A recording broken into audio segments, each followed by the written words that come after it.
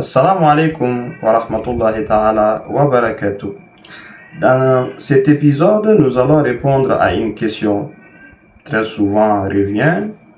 La question est la suivante. Est-il permis de rassembler les deux prières? Certains disent que cela est interdit, sauf en voyage ou en cas de pluie. Mais que disent réellement le Saint-Coran, les hadiths authentiques et les enseignements des Ahlul Bayt alayhim salam? Nous allons les voir avec des preuves irréfutables.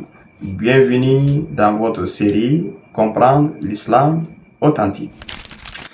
Les horaires dans le Saint-Coran.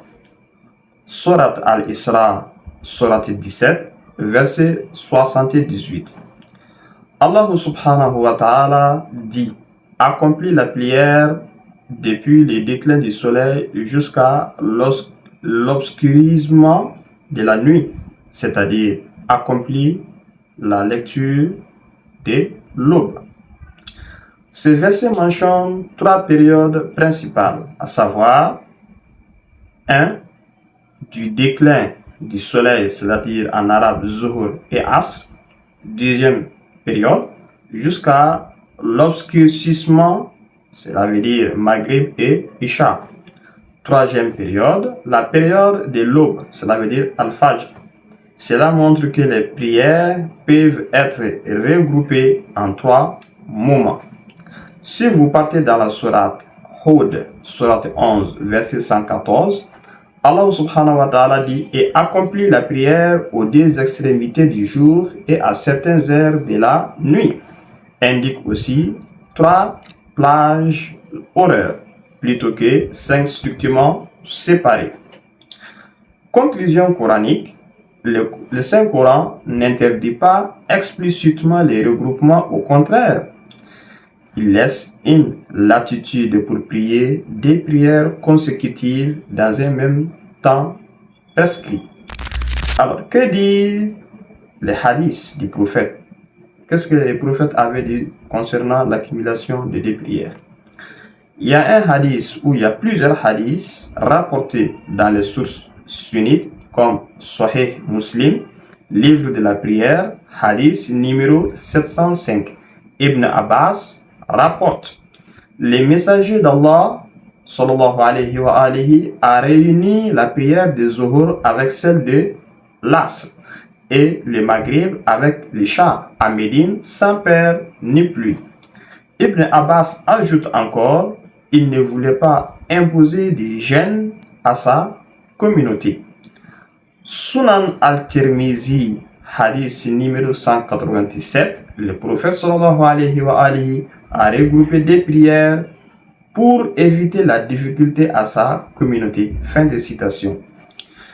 Hadith ou les hadiths dans les sources chiites comme Al-Kafi, Sheikh al-Kulaini, volume 3, page 288, Imam Ja'far Sadiq alayhi salam dit: les messagers d'Allah a accompli les Zuhur et Asr ensemble, ainsi que les Maghrib et Isha ensemble, volontairement et non par contrainte.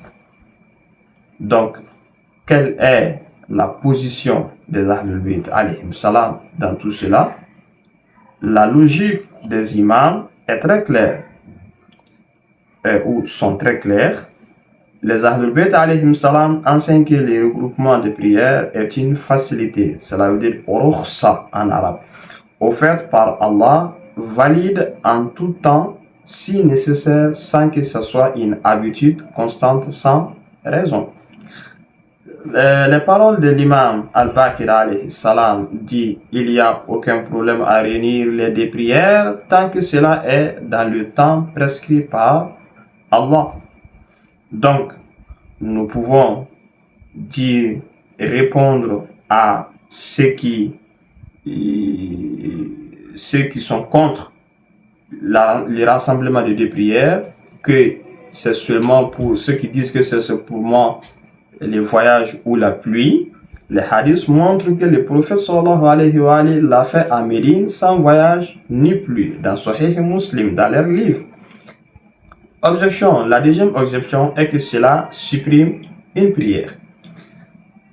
La réponse est que non, on accomplit ou plutôt on accomplit 5 prières en 3 moments, et rien n'est supprimé. Seul le temps est regroupé. Ceux qui disent cela contredit la sunna, on peut leur répondre que c'est justement la sunna du prophète et l'enseignement des Ahlul Bayt alayhim salam qui est cela. Interdire ce que Allah a permis est plus grave. En conclusion, en résumé, nous pouvons dire avec certitude que le regroupement des prières est permis par le Coran, pratiqué par le prophète sallallahu alayhi wa alihi, et confirmé par les imams d'Ahlul Bayt alayhim salam. C'est une miséricorde pour éviter la gêne. Restons attachés à l'islam authentique, celui qui suit les prophètes et sa sainte famille.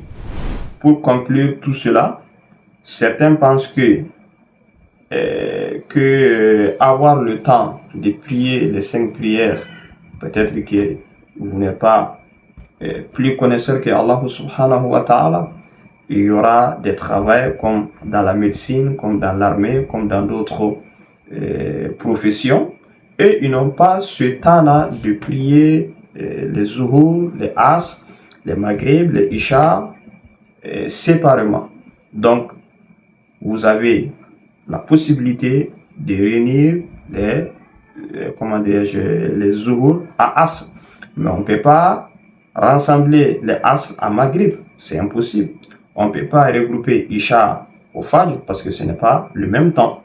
Donc ce qui est clair, c'est confirmé dans le Saint-Coran, et puis le prophète sallallahu alayhi wa alihi avait fait durant sa prophétie à Médine. Donc tout est clair maintenant.